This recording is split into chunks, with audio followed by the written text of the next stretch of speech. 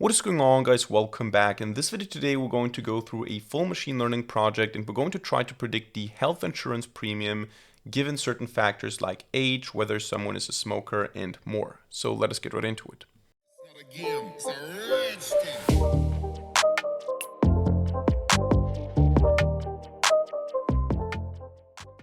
Alright, so our goal today is to build a machine learning model that predicts the health insurance premium given certain information like the age of a person, whether they're a smoker or not, the body mass index and stuff like this. And we're going to get this data from the US health insurance dataset on Kaggle. You're going to find a link to it in the description down below. And here we have the following features. We only have 6 features in one target variable. We have the age of a person, the sex of a person, the body mass index of a person, the number of dependents or children, and whether someone is a smoker or not, and the region they live in. And then we have this target variable charges, which is basically the insurance premium. So this is a classic regression task. And I would say that this project is quite beginner friendly. So if you are new to machine learning, if you're just getting started and trying to, work through a practical project, I think this is a good start because it doesn't have too complicated features. The pre-processing is going to be quite straightforward and simple. And we're going to go through the full process from exploration to pre-processing to training to evaluating and then to also hyperparameter tuning and evaluating again. So yeah, go to the link in the description down below. You're going to find this dataset, download it as a zip file, for example, or load it with Kaggle Hub if you want to. And then we're going to work in a Jupyter notebook. I prefer working in a Jupyter notebook when it comes to projects like this because we can run individual cells. We don't have to run all the code all the time. So I recommend working in a Jupyter notebook for this. And we're going to start simply by loading the dataset. But before we can do that, we need to install the packages that are necessary for this project today. So if you don't have them, open up a command line and type pip or pip3 install. And then we're going to need NumPy. We're going to need pandas. We're going to need matplotlib. We're going to need scikit-learn, and we're going to need Seaborn. So these are the packages that we're going to use today. Make sure you have all of them installed. And we're going to start by just importing pandas as PD. And we're going to take a look at the data set. This is always what you want to do first. You want to load the data by just saying read CSV. And you want to just take a look at it so that you can see what it looks like. And in this case, we already saw it in Kaggle. We have some basic features here. There are not a lot, and we have the target variable. So this is a number. This is not a class. This is not a label. So this is a regression task. We're going to try to predict this value as accurately as possible. And you can see that some of the features that we have here can be used right away. For example, the age or the number of dependents or children here can be used easily. Also, the BMI is a numeric value. But then we have things like female, male, so the sex, which is a binary feature in this case. And we have things like a smoker, which is also a binary feature, and we have region, which is a categorical feature because we have more than 2 values. If you're not sure if something is a categorical or a binary feature, you can just go ahead and say, give me the feature, for example, smoker, and then look at the value counts. So call the value counts method, and you're going to see we have no and yes, nothing else. With the sex as well, if I go and say value counts, you're going to see we have male, female. You could have different values like not sure or undefined or rather not specify or something like this. You could have different values and then it would make this a categorical feature. If we look at the region, we're going to see that we have 4 different values: southeast, southwest, northwest, and northeast. So we have these 4 different regions. This makes it a categorical feature. And depending on what kind of feature it is, we need to process it in a different way or pre-process it in a different way. So in this case here, we're going to just turn this here into 0 and 1. We're going to turn this here into 0 and 1, and we're going to turn this here into multiple features. We're going to use the so-called one-hot encoding. The basic idea of one-hot encoding is that you take the categories and you turn them into features. So instead of having a feature region that has the values southeast, southwest, and so on, we're going to turn them into 4 different features: southeast, southwest, and so on, and they're going to be either true or false. So we're going to turn them into binary features. This makes sense if the feature that we have here is not on a scale. For example, if you had something like, if you had a feature in a different data set, which is education level, for example, and you have certain things like, let's say, high school, and then maybe you have bachelor's degree or something like this, and then you have maybe a master's degree, and then maybe you have PhD. In this case, it would make sense to turn this into a numerical feature because you have a scale. You have something like 1, 2, 3, 4, where actually a higher number means a higher education level. But in the case of a region, it doesn't make a lot of sense because calling southeast 1 and calling northeast 4 wouldn't make a lot of sense because they're not on a scale. They are geographical features in the same way that it doesn't make sense to, I don't know, call, if someone has a favorite programming language, it doesn't make sense to represent this as a number on a scale because maybe the number 1 and 4 are more similar than the number 1 and 2. So in this case, we're going to encode this as, we're going to one-hot encode this feature. So let's start with the sex and the smoker because these are quite simple. What we're going to do in this case is we're just going to make them binary. So we're going to say df sex is going to be equal to applying the following function to it. So we're going to apply the lambda expression for a given input x. We're going to say 1 if x is equal to male and otherwise 0. And for the smoker, we're going to say the same thing. We're going to say apply lambda x, 1 if x is equal to yes, else 0. If you don't know what lambda expressions are, basically you get an input x, and depending on the input x, you're returning something. In this case, 1 if x is male, otherwise 0. 1 if x is yes, otherwise 0. And this is then applied, this function is then applied to every single instance. So this is going to turn into 1, this is going to turn to 0, and so on. We can see what this looks like by just printing the result. And now you can see I have 0, 1, and 1, 0 here instead of text values. So we can use this right away now with machine learning models.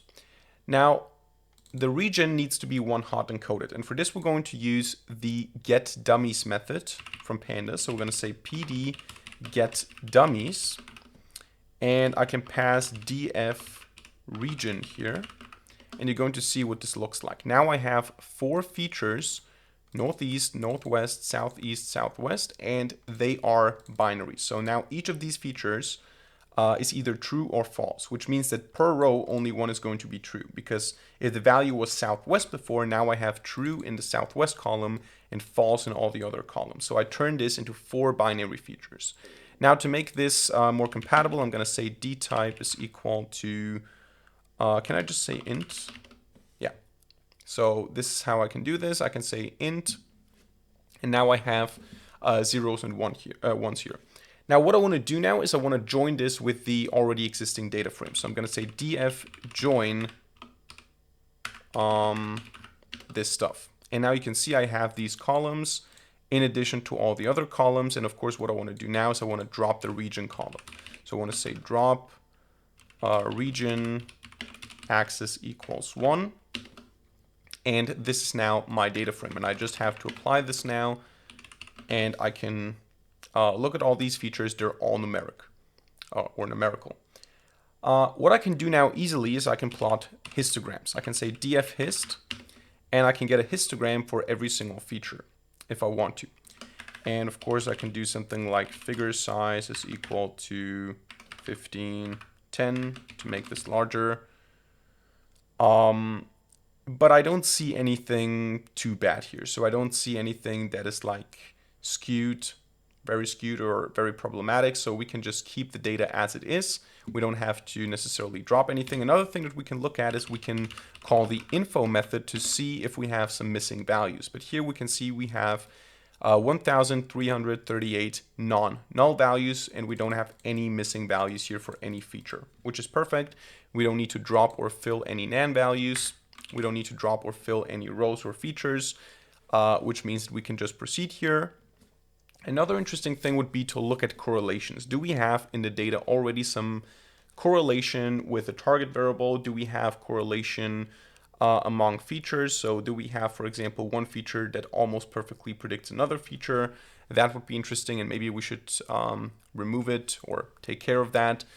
So what we're going to do here is we're going to say import matplotlib.pyplot as plt, import seaborn as cns, or sns. And then we're going to say sns heatmap df, and we're going to call the correlation function, so df core. If you don't know what df core does, it basically just gives you the correlation in a sort of table structure here.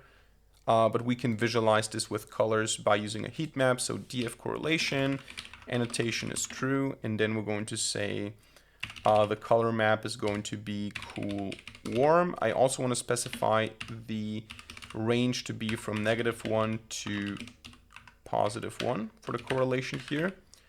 And before that, I want to do plt figure, and let's use here a figure size of 10:8. And this produces a heat map like this. So now I can see here, if something is very red, it means that it has a positive correlation. If something is very blue, it means it has a negative correlation. Obviously, the diagonal is going to be 1 because it's always the same feature. So H and H are perfectly correlated, obviously. But besides that, the only strong correlation that we see is this here, 0.79, which is quite high for the charges being connected to smokers. So it seems right away that smoker is highly correlated with paying more. If you smoke, you probably pay more in terms of insurance. But correlation isn't always what's the most important for the prediction. What we're going to do here is we're going to train a random forest model, which means that we can look at the feature importances and they might actually differ from the correlations. So what the model considers to be most important for making a decision is not the same as the feature that is the highest, that has the highest correlation with the charges. So that's quite interesting. We also see that there is some correlation here between age and charges. We see that we have some correlation, interestingly, here between Southeast and BMI. It seems like in the Southeast, people have more weight. Not sure the BMI, I mean, as far as I know, the higher the value, the worse your weight. I'm not sure, or your obesity or whatever. But yeah, there's some correlation here. There's also some negative correlation here with other areas. And obviously this here is blue because if you are in the Northeast region, this is going to be negatively correlated with all the other regions. So exactly 0.3 is what we would expect here because they're mutually exclusive. So that doesn't tell us much. But interesting is that we have a strong correlation here between being a smoker and paying more. So that's already something to take a look at. And what we're going to do now is we're going to say, let's train a simple random forest regressor on this. So we're going to say from sklearn.model selection. First of all, we're going to import a train test split function. This is going to allow us to take our X data, our input data, and our Y data and split it into a training set and a testing set. Because of course, usually what we want to do is we want to train a model on one set. We want to evaluate it on another set to make sure that we're evaluating the performance on data it has never seen before. And what we want to use here is from sklearn ensemble, we want to use random forest regressor. And then we also might want to take a look at different metrics. So from sklearn metrics, we want to import the root mean squared error, the RMSE, and also the mean. Actually, let's go with the mean absolute error. And then we're going to say X is equal to everything in the data frame except for the charges, except for the prediction. So we're going to drop that. And Y is going to be equal to only the charges. So we're going to select this. And then we're going to say xtrain, xtest,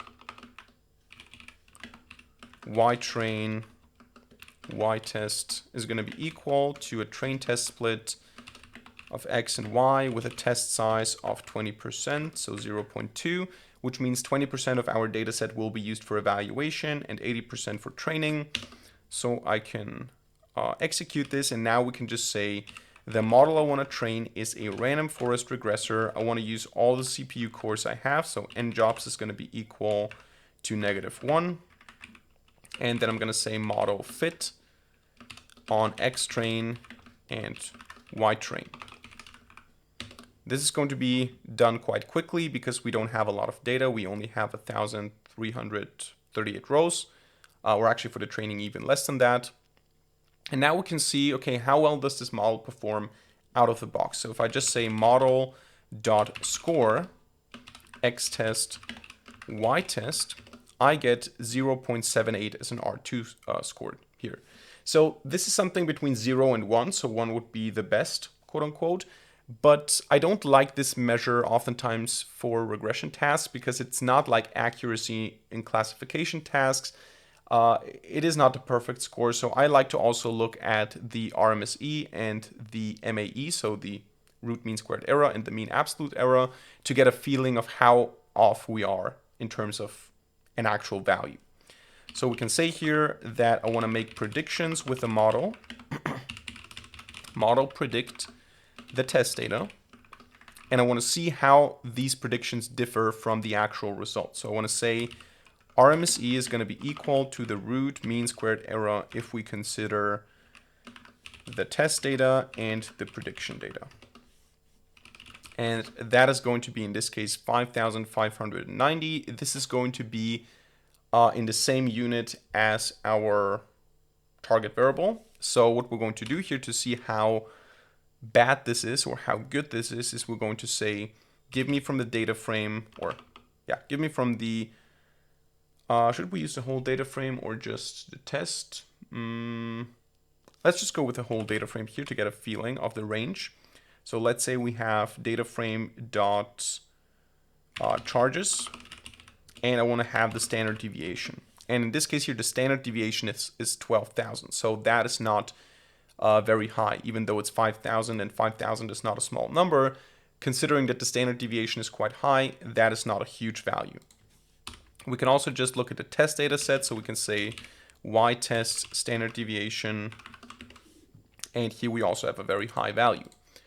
We can also take a look at the median, so we can say charges median, and that is also a large number. So that is not horrible.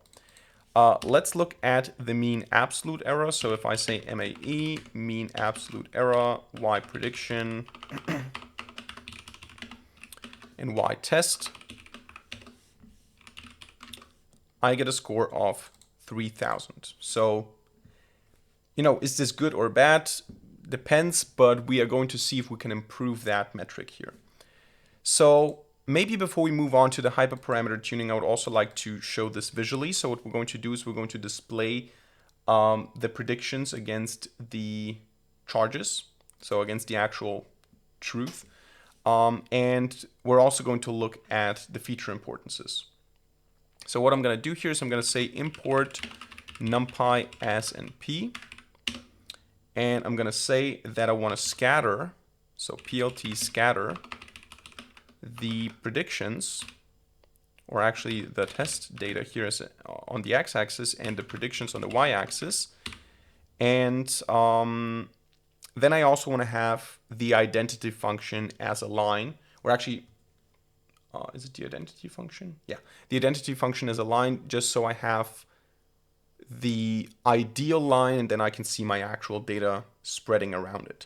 So I'm going to say here plt plot, and I'm going to use the linspace function to say plot from 0 to max of y test on the x-axis, and plot from 0 to the maximum of the predictions on the y-axis. And then we're going to say plt.xlabel is going to be equal to is going to be equal to the actual charges. And then the y label is going to be equal to the prediction. And then we're going to say PLT title is going to be prediction versus truth. And then we're going to just display this. Now, one thing that I thought about, this is why I had a brain lag for a second, is I think that it might make more sense to just use test and test. Because I'm not sure that we're actually, this is not the identity function, is it? Because we're using different values, but I'm not sure about this. One thing is definitely we have to turn this into a red color. So color is equal to red. Okay, no, we should change that to also be yTest, because otherwise we're not having the identity function. It won't make a huge difference visually, but we should do this for the sake of correctness.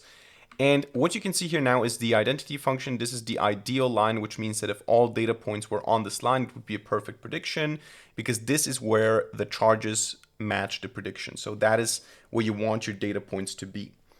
Now, you can see that we do have some points that are not very well classified here or well predicted here, which means that these are the actual values and our predictions are actually down here. So they are, for example, in this case here, it's something around 20,000 and something, and we predict it's not even 5,000. So this is a pretty bad prediction. We have some data points down here that are not predicted very well, but most points you can see are close to the line. So we have a pretty decent prediction for most points, not for all of them.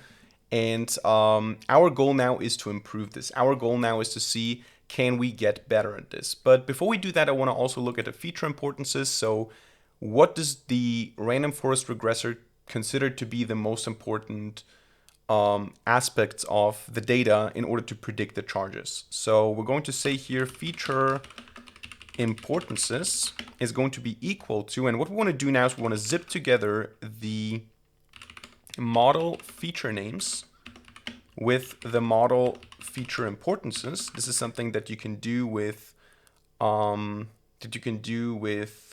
forest models. You can just get the feature importances, and what we're going to do then is we're going to sort them. So we're going to say sorted. We're going to say that the key for sorting is going to be the importance, so the second part. So we're going to say lambda x x1, and reverse is going to be equal to true to have it in descending order. Feature importances does not exist, yeah, because it's called feature importances underscore. And now we're going to visualize this. We're going to say PLT figure size is going to be equal to, let's say, 10.6. PLT bar, we want to have a bar plot. We're going to say here x0, so the feature name, for x in feature importances. And then x1 for x in feature importances. And then we want to add the title, feature importances. And then we get this, we get the different features, and we can see that the smoker seems to be the most relevant thing here when predicting the charges. This aligns also with the correlation. So in this case, there is no mismatch here. It means that the smoker variable is actually the most important thing. We can see the BMI here is also quite important, DH. We can actually look at the correlations here. What is the BMI correlation with the charges? 0.2. H is actually 0.3, so H is more correlated with the charges, but in the feature importances, it seems to be less important than the BMI. Maybe because it's used in combination here with other features, but it seems to be the case that the smoker variable is the most important one. The location is basically irrelevant, the gender as well, and the BMI and H seem to be quite important. So let's try to do some hyperparameter tuning. Now, hyperparameter tuning means that we're adjusting things about our model that could influence how it works. So for example, I'm going to open up here the documentation, random forest sklearn, actually a regressor.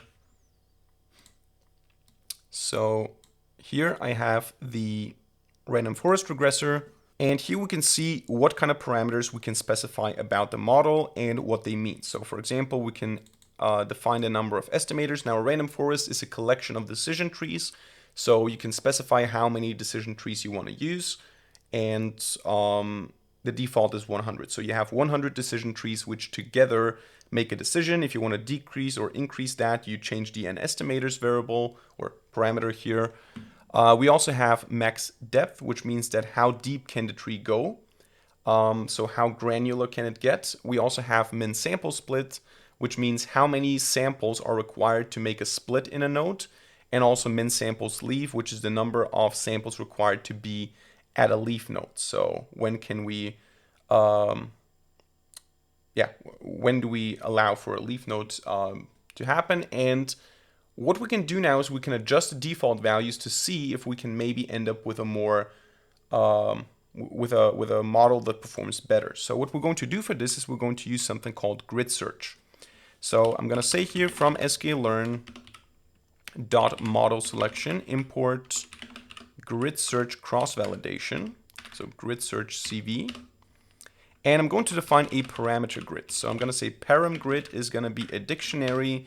And for specific variables, for specific parameters, hyperparameters, I'm going to specify certain values I want to try. So I'm going to say, for example, the max depth, which I think was none by default. I'm going to also provide none as an option here. So try the default value, but also try the value 2, also try the value 5. And then I also want to try for the min samples split. I want to try the values. What was the default again? I think the default was 2. So let's try 2, let's try 4, 6, and 8. And then I want to also try min samples leaf, which I think was 1 by default. So let's try 1, 2, 4, and 6. And the idea of a grid search now is that I'm going to try all the configurations. I'm going to try to train a tree with no max depth, with 2 min sample split, with 2 min samples leaf. Then I'm going to try one with no max depth, 2 here, but 2 here this time, then none, 2, 4, none, 2, 6, then none, 4, 1, none, 4, 2. I'm going to try all the combinations here. And I'm going to just decide, or I'm going to determine, based on cross-validation, which of these configurations performs best considering cross-validation. Now, cross-validation means instead of splitting into a training and testing set, I split up the data in so-called folds. So I basically have fold 1, fold 2, fold 3, for example. If I have a 3-fold CV, a 3-fold cross-validation, we're going to do a 5-fold, which means I have 5 folds here. And these are just portions of the data. And what I'm going to do is I'm going to train on 4 of them and evaluate on the 5th one. Then I'm going to train on the other 4. I'm going to evaluate on the other 5th one. I'm going to train then maybe on these and this, and then I'm going to evaluate on 4. I'm going to do that for all the combinations here with all the different configurations, which means that what I'm going to end up with here is I'm going to have 3 times 4 times 4 times 5 different models or different trainings and evaluations that I'm going to do. You can calculate this.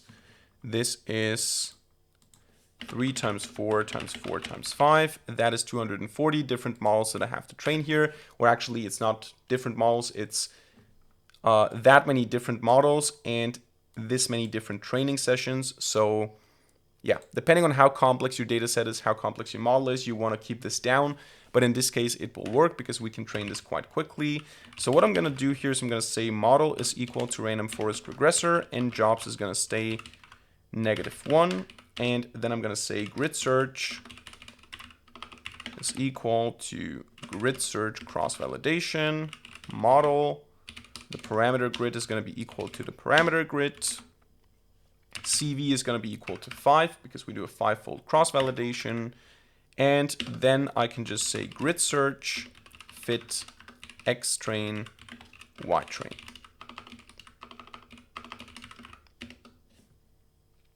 And now this is going to take a while, and once it's done, we're going to get our best estimator. All right, so the training is done, and what we can do now is we can say grid search dot, and we can see a bunch of things here. Best params will give us the best parameters, As you can see here, it seems like the max depth of 5, the min sample sleeve of 4, and the min sample split of 6 is the optimal setting. Now, one thing that you could do here is if you notice that you have some values on the boundaries, you can try more values. So for example, if I see that max depth 5 is the best, maybe it would be even better to try 7 or 8 or 9. So you can try to see how far you can go with that. If you have something like 4 and you have values around it, then 4 is probably a good value. So I would keep that. With a min sample sleeve, you could try something else. So you could try again, since this is a boundary, you could try 8, 10, and so on. But for now, we're just going to go with this one. And in order to get the model with these parameters, the trained model with the parameters, we can say model is equal to grid search best estimator. So this is going to give us the best estimator, which is this random forest regressor with these settings and also already trained. So we can see now easily by just saying model score if this outperforms the previous model on the test data it has never seen before. This is also very important. You don't want to use your test data for hyperparameter tuning. You never use your test data to decide how to design a model, because then you cannot evaluate it on other data. So what you do is you do either cross-validation, as I explained before, or you split your training data into a training and validation set. The idea being you want to have one set for training the model. You want to have one set, either the validation set or you do it with cross-validation. But you want to have certain data configurations to see which parameters work best, which hyperparameters work best. But you don't want to have this be biased by the actual evaluation data, because it's important that once you decide on something, like here, the hyperparameters, they were not decided by looking at the test data. So now I can still evaluate the model on the test data, and it's not biased. So I don't have any information about the test data. And here now I get 0.81. Before we got 0.78. So that's an improvement here, even though it's not tuned on the test data. So let us see if we get a better RMSE as well. I'm going to say here y predictions are going to be equal to model predict x test. And then we're going to say RMSE is going to be equal to root mean squared error, y test, y prediction. And here I get 5,200. What did I get before? I got 5,500. So this is lower. This is good. And now let's look at the mean absolute error. So MAE is going to be equal to mean absolute error, y test, and y prediction. Here we get 2,700. Before we got 3,000. So this is an improvement. Let us also do the visualization again. I'm going to copy this. I'm going to paste this down here. And you can see not too much. It still looks fine. I don't think that we're going to see a huge change visually. I don't think that we're going to be able to get these points here.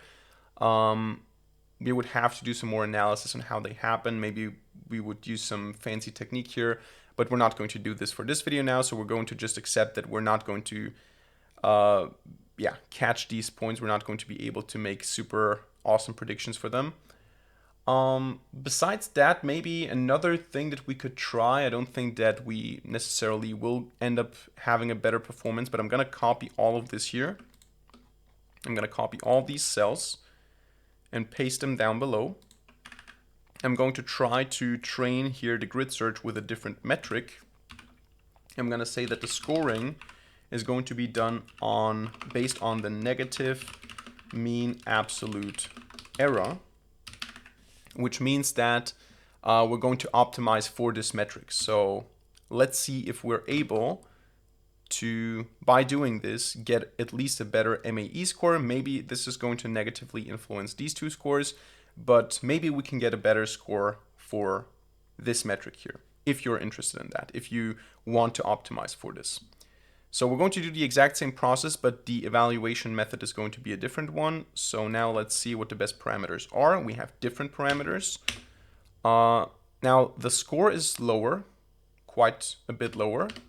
The RMSE is higher, which is also bad, but let's see what about the MAE. Even the MAE is higher. So this could also just be a problem with a random iteration here. So maybe if I run this again, I'm going to get a different result. But this was now worse than before. So this was not an improvement in any way. The question is now, did this happen just because of randomness, or did this happen because I specified a different scoring method? It's hard to know. We can just try again and see what happens. In this case here, I get again different parameters, and I get again different scores, but not better scores. So this could also just be due to randomness. There is some chance in here, especially because we don't have a lot of data. But yeah, you can play around with that, and this is the full pipeline here. This is the full machine learning process. We get the data, we look at it, we explore it, we look at histograms, we look at correlations, we pre-process the data, we start training a model, we look at the model, at the performance, we look at the feature importances to understand what determines the most how the insurance charge is going to be. And then we just try to optimize the model using hyperparameter tuning. And yeah, then we end up with the quote unquote best model by doing that, and we evaluate it on the test data. The next step would then be deployment. I have videos on this channel as well, but that is basically how you do that. So that's it for today's video. I hope you enjoyed it and hope you learned something. If so, let me know by hitting a like button and leaving a comment in the comment section down below. And of course, don't forget to subscribe to this channel and hit the notification bell to not miss a single future video for free. Other than that, thank you much for watching. See you in the next video, and bye.